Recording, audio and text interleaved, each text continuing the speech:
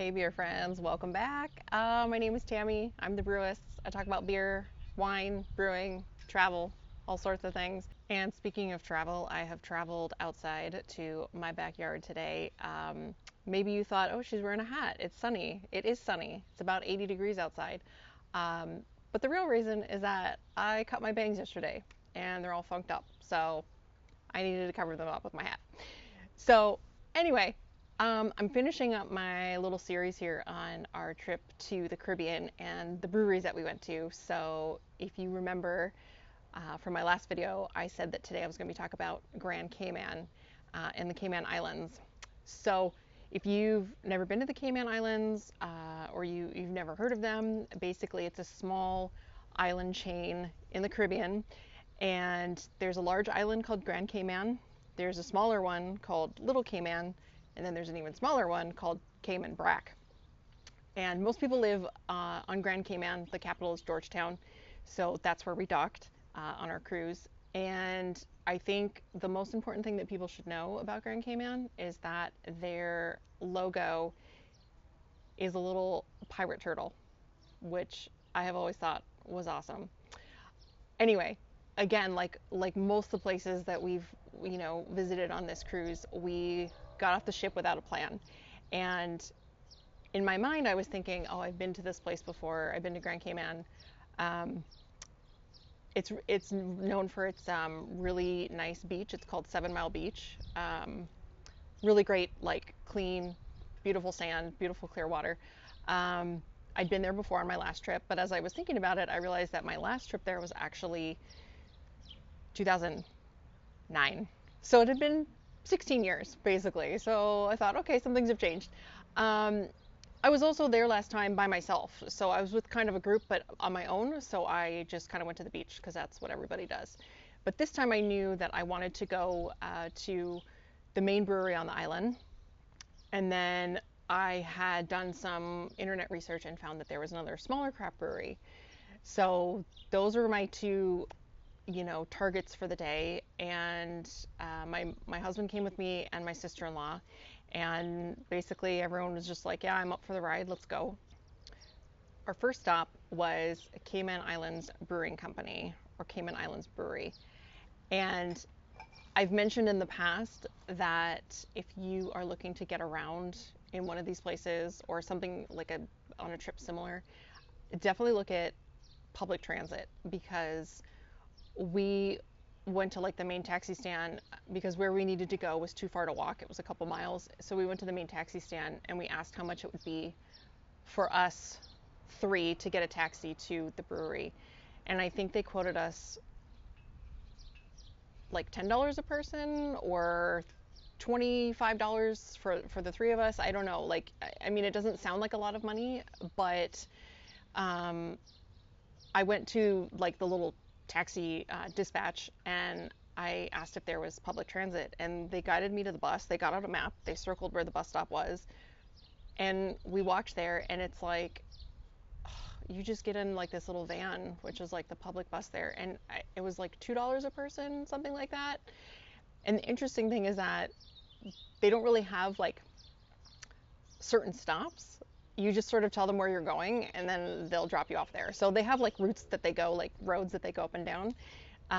It's not like a direct point to point, but basically it's not like, oh, we need to get off at this stop and walk like a few feet. It's like they stop and the brewery's right there. So that's what we did.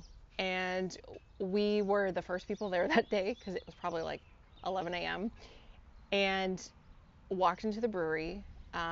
It's the main brewery on the island. It's really large in terms of production and distribution.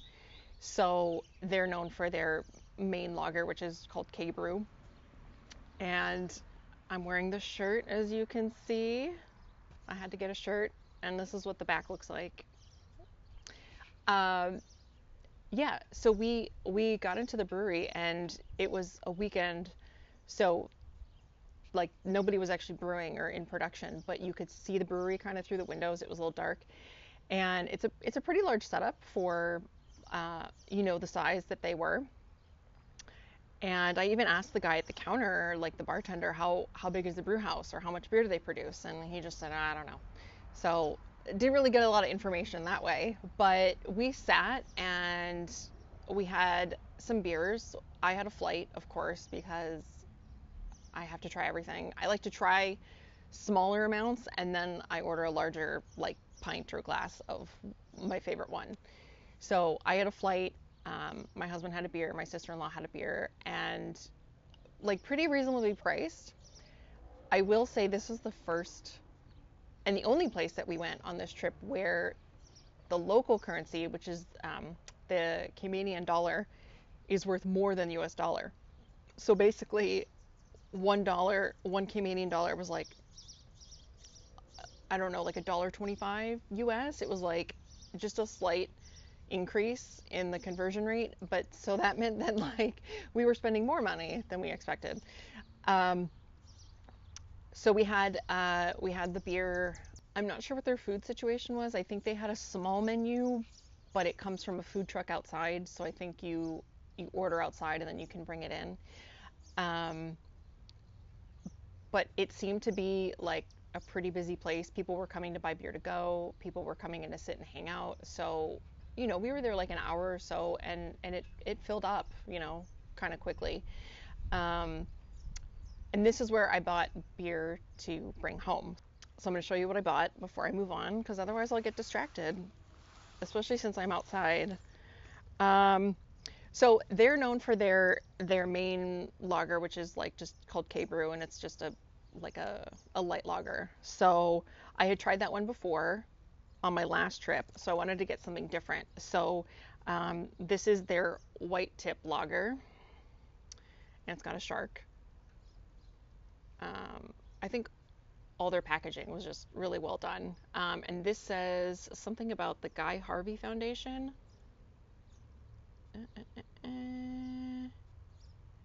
It says their packaging is recycled, recyclable, and manufactured ethically. So the Guy Harvey Foundation and the Cayman Islands, it supports the Department of the Environment. Yeah. So basically, they're ensuring a sustainable future for marine ecosystems. So we donate $1.20 for every case sold. So that's really cool. I love when beers like have this social impact and this, community outreach. Then I tried a little bit of this one when I was there, and then my other brother had bought a can to bring back on the ship. So this is called Mango Tango, and it's a mango infused lager, so 4.8%. Really light, really fruity. It's like the perfect beer to be drinking when you're on an island. Like, just amazing. It was amazing. So I might drink this one today. We'll see. Yeah. And then I forgot to mention this one. This is 4.6%. And then the next one I got, I was actually kind of surprised that I liked this one. It's the logo of my shirt. It's the cold IPA, the Island Hopper, and it is 5%. So you can see where we're going with this. A lot of their beers are light. If you're somewhere hot and you're in the sun, you don't want anything that's like super heavy or high ABV, because then it just kind of makes you feel tired and like sluggish. So a lot of beers are lighter. If you're not familiar with what a cold IPA is, it's kind of this newish, trendy style. So an IPA is typically an ale, so Indian Pale Ale. But what they're doing is they're making it either with like a lager yeast, which ferments at colder temperatures, or they're using an ale yeast and they're fermenting it at colder temperatures. So that's where the cold part comes in. They might actually lager the beer, which means they let it kind of age for a while at cold temperatures. And at that point, they might actually add more hops and dry hop it. Again, the guy at the bar, not super helpful or informative, so I don't know how they made this one specifically, but I really like this one, and that's not typically a style that I would, go out and buy right away. I also had, I want to say they had like I want to say it was a Doppelbock. I think I had a wheat beer. Um, yeah, just all really good. And I also took a picture of the prices, so I'll put that up. And again, the US dollar was worth a little bit less, but the beer was so cheap. I think you could buy a can of just the regular K Brew for $1 Canadian. Like, my mind is always just blown when I go to these places, and beer is so cheap. Our next stop then was to another small craft brewery called 1981. And I didn't really know anything about this place. I just kind of found it while we were Googling because, well, I was Googling, but we were at K Brew and I was like, we have time to go one more place. Like, let's like make one more stop. Let's do it. So we got in the taxi and it took us basically right to the door of this brewery. And we walked in and it seemed like this was the place to be. It was like totally full of people. Um, like what I would think of when I think of like a craft brewery. It was smaller. I want to say they maybe had like 10 things on tap. And I asked the guy at the bar, who I think is actually one of the owners or one of the founders, I said, "Can I go look at your brewery? You had to go through like some double doors." And he was like, "Yeah, sure. Go ahead, take a look." So I went and I like kind of looked through another door to the brewery, and someone was in there not working, but someone was in there that worked at the brewery. And so he said, "Yeah, hey, come in." And he and I chatted for about like 20 minutes about just brewing because he was one of the brewers. We talked about brewing, we talked about what it's like to have a brewery on the island in the Caribbean. Um, he is actually from the US, so we talked about what it's like to move from the US to the Caribbean to do this sort of thing. I mean, we covered a lot of ground. Um, and he mentioned that he had also originally come to the island to be a distiller at a distillery just a short ways away, and then he moved over to the brewery. And then he mentioned something about he had a distiller friend in Canada, and I thought, oh yeah, well, so do I. I mean, we all do. We all know probably someone that distills. And so then I think after I got home, he started following me on Instagram, and after I got home, he messaged me right away and said, "Oh, we both know the same person." So my friend Aislinn, the distiller, knows pretty much everybody. So that was funny. So we're kind of connected that way. Um, but yeah, we tried again. I had a flight of beer. I think we had a couple flights and shared them. This was one of those breweries where you could bring your dog, so we saw a lot of dogs, which I always love. It's like going to a place where I can sit and drink beer and see dogs. That's like my idea of like a perfect afternoon because I love both those things. So really enjoy this place. I want to say maybe they also had a food truck outside, so that was kind of nice. Not a huge space, so it would be a little cramped if it was like a busy night, but we sat inside. It was just, yeah, it was a really nice atmosphere, and the people that owned it or worked there were friendly and knowledgeable, which I really appreciated because I started talking to the guy behind the bar, and he had been a brewer in, I want to say, Philadelphia, and so he knew a lot about brewing. He wasn't one of these people that just was like, "Oh yeah, I homebrewed one time, and so I thought I'd open a brewery." Like he knew what he was doing. And he said he was really supportive of women in beer and like pink boots and things like that. So I just thought, hey, great, this is a really nice find. Um, they, I don't know if they had any beer to take home. If they did, it was probably a little out of my price range because this was our last stop, like of the entire trip, and we'd already spent enough money probably, and we had already just bought beer that day, so I didn't buy any beer to take with me. And the shirts that they had were a little pricey as well, so I ended up just buying a glass, which I think is cool. I think it's a good size because sometimes, if my husband and I share beer, like we each just get a small glass. Yeah, and now it reminds me of where I was. And I thought it was 1981. I thought, I don't know, maybe someone was born in 1981, but apparently it's for the latitude and longitude. They started in 2017, so they've been around for a while. That's always good to see. Yeah, so definitely check it out. Definitely worth the visit. So as we were talking to these 1981 fellows, I said, "Oh, I think there's another brewery I wanted to try. Like, do you know how far away it is?" And they said, "No, there there isn't."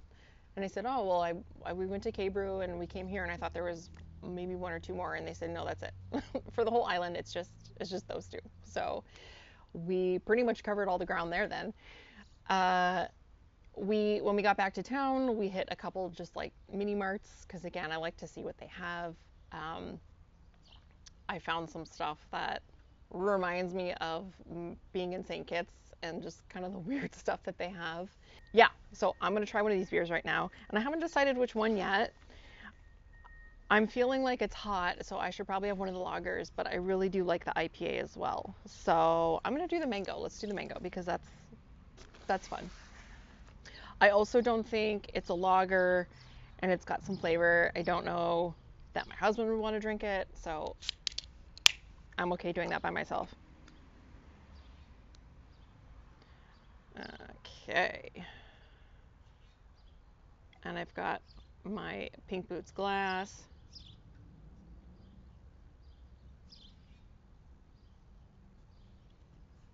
All right. There's my Pink Boots glass. Mm, that's like some really nice carbonation, but again, you want like that bright carbonation. Oh, it smells again, it almost smells like a shandy. It smells like fruit juice. It reminds me of growing up. I grew up in Southern California. My grandpa had a condo with some friends in Mexico, and so we would go almost every summer. And it just reminds me of the juice down there that we would get, like in the grocery store. Mm.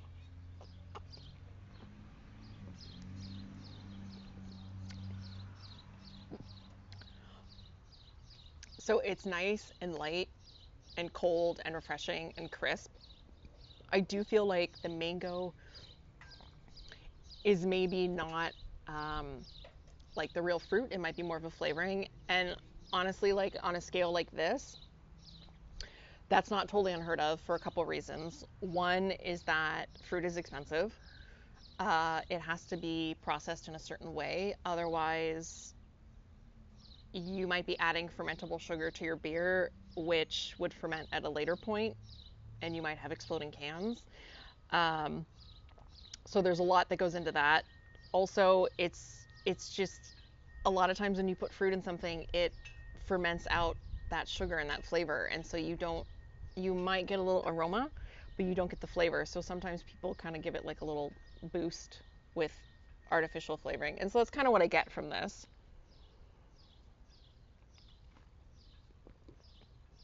Mm. But this is definitely a beach beer. Um, I don't eat fish. I don't eat any meat, but this would probably be a really nice, like fish taco kind of beer. Something with like a mango salsa. I don't even eat fish, and that sounds good to me right now. Oh man, I can't wait to go back to a beach. Mm, yeah, tasty. So that was our last stop on this cruise, which made me really sad. And it's funny because when we were getting ready to go on this cruise, and my mom was asking everyone, "What do you want to do in each place? Like, what kind of shore excursions do you want to do?" And I don't enjoy um, like planned shore excursions, like with a tour group. I don't want to be on this ship with all these people and then get off and be on a bus with all these people all day. Like I don't want to do that. And I also feel like a lot of things are kind of like a money grab, like oh a walking food tour where you walk and then you eat and then they charge you like $70. Like I could do that on my own. Anyway, that's my shore excursion rant. But I told her, I said, well, there's a brewery in like this place I want to see, and I've connected with a guy in Curacao. I want to see his brewery, and I've been to Grand Cayman, so I know I want to go there. And she was like, well, you can't just like do breweries all the time.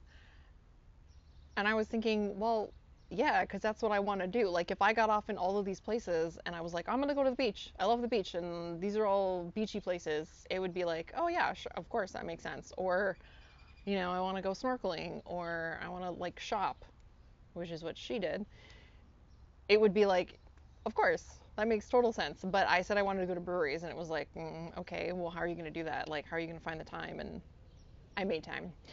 And I'm glad I did because I saw a lot of really neat places, tried a lot of fun beers, met some really like cool people that I think are going to be contacts now, like in the future.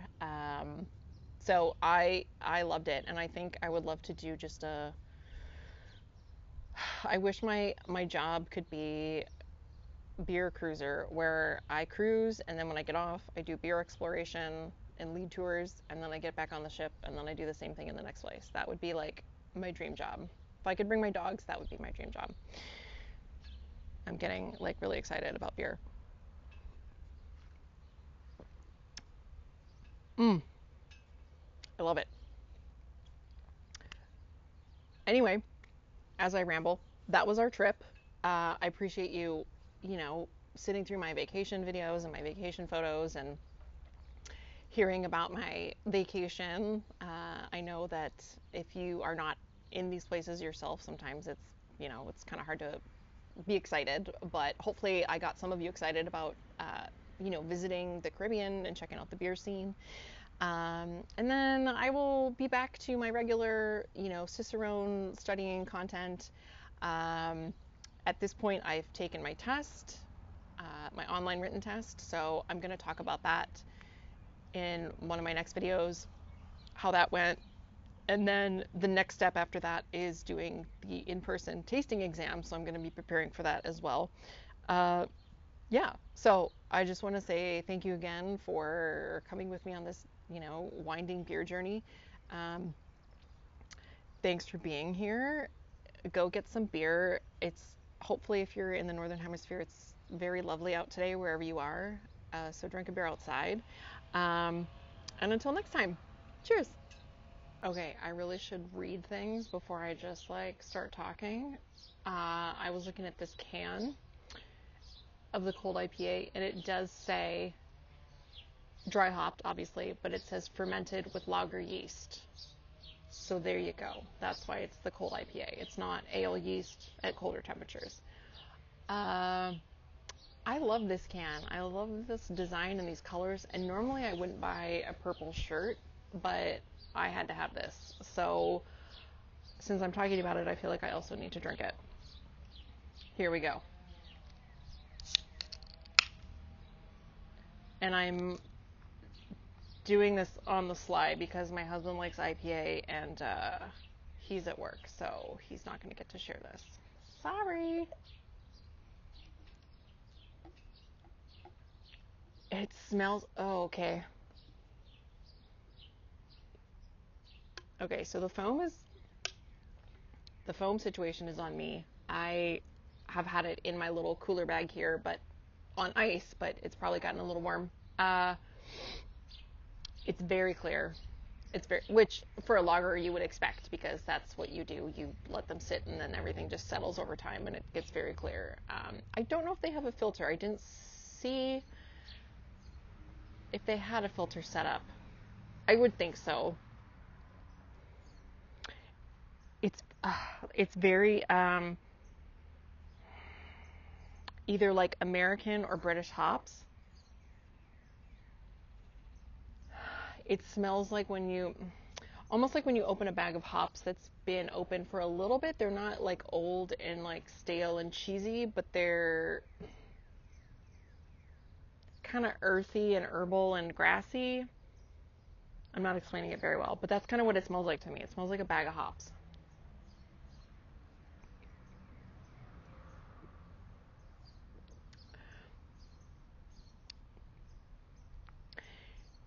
It's not as amazing as I remember it being, but it's still a decent beer.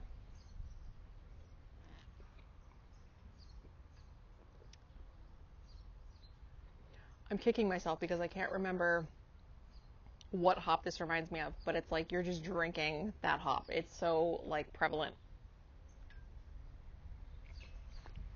Mm. Yeah, also lovely for a hot day and being outside. So I'm curious too. Let me know in the comments if you've had a cold IPA what do you think of this style? And if you've had one that you really like, where did it come from? Because I'd love to see if I can find some different ones to try. They're not, I don't see them a lot where I live in Canada, and I don't even feel like I see that many in Detroit, which is my next closest big city. So yeah, let me know what you think. Cheers. I actually might just sit out here with my knees up in the grass and drink this beer until it's gone, and then open another one.